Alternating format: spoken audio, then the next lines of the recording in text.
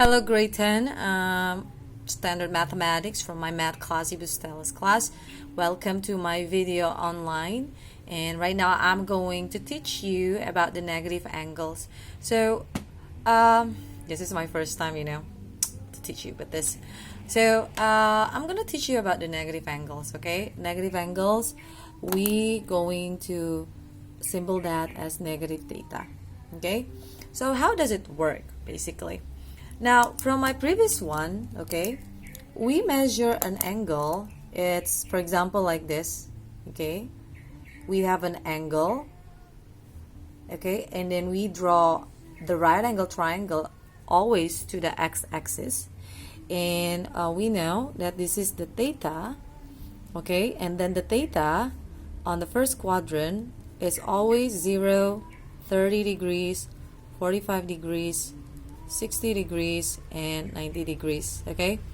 Now, usually, your theta in here, okay, is always counterclockwise, okay? And remember, last time we start from 0 degrees, 90 degrees, and we got, 180 degrees, we got 270 degrees, and we got 360 degrees. Okay, now this is the one that we have for the positive angles. So positive angles is always counterclockwise. Now we have another one which is we called as a negative angles. So negative angles is always not counterclockwise, but we're gonna do clockwise direction. So clockwise direction will make a negative angles. Counterclockwise is always positive angle. So look at this, the direction.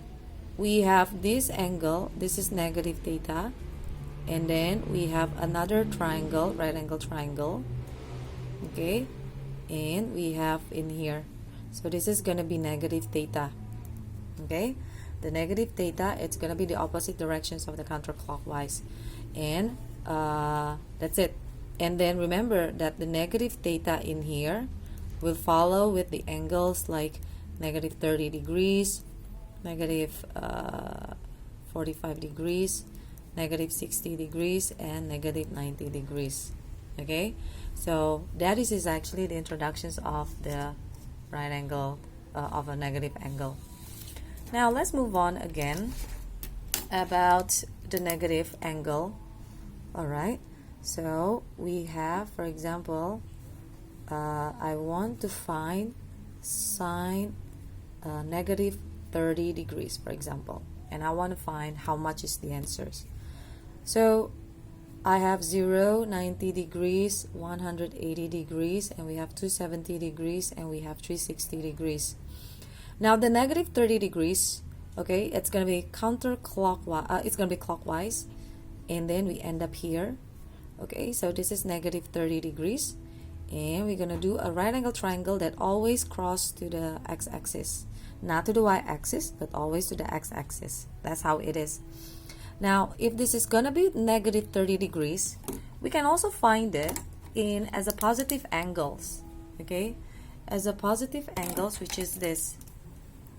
We're going to start from 0 degrees. And then we're going to do a positive direction, which is this one. So this is going to be positive 330 degrees.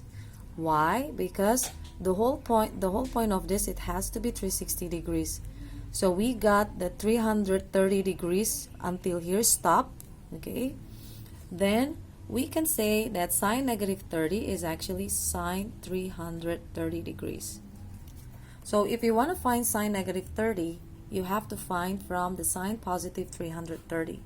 Now you remember that sine 330 degrees is basically in quadrant 4, okay? You remember that? In quadrant 4, that means the sine, it's going to be negative, and then the angle, it's going to be 360 minus theta, okay?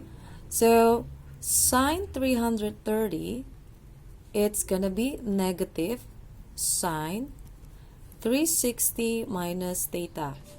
What is the theta to make the 100 sorry, to make it 330 degrees, we minus with 30 degrees, and we got negative sine 30 degrees. So at the end, the answer, it's going to be negative half. So the conclusion is that, okay, the conclusion is we know that sine negative 30 equals to negative half. Okay, that is the whole point on how to find the angle. Okay, so that's it. And now I have another example for like I have I have sine, for example, negative 120 degrees. Now how do I do it? Now for example, I'll show it to you now. So you got 0 degrees, 90 degrees, 180 degrees, 270 degrees, and 360 degrees. Okay, now the angle of negative 120 starts from here and then clockwise direction. Okay, now this is 90 degrees and this is 120 degrees. So for example, this is negative 120 degrees and you got this triangle. Okay, you draw it like a right angle triangle to the x-axis. Okay, and you got negative 120. Now to find the sine negative 120, we want to compare that with a positive angle direction. How we do it? Now look at this direction, guys. From positive, go to counterclockwise direction. So we got this is 90, another 90, which is 180, and then we got about so we got this 360 degrees minus 120 degrees, which is 240 degrees. Okay, so basically sine negative 120 is equals to sine 240 degrees. Okay, now we can find sine negative 120 because of sine 240. That's how we do it, the idea. Now sine 240 degrees, that will be on the third quadrant. Okay, the third quadrant means that the sine, it's going to be negative, and then the angle, it's going to be 180 degrees plus 80.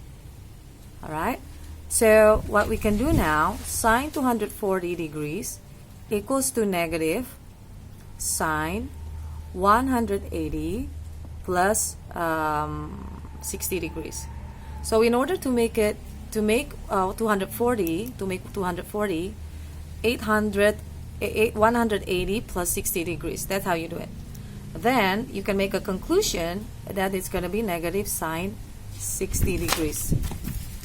So, okay. Now, what is the answers of negative sine 60? That will be negative 1 over 2 root 3. So the conclusion, we know it that sine negative 120 degrees, it's going to be negative half root 3. So this is the final answer that we can get it. Okay, so to find it, we need to find the negative angles from the positive sides. Now later, guys, we're going to do from my PPT presentations, and we're going to do some investigations to find the pattern. Okay, so thank you so much for watching this. Bye bye.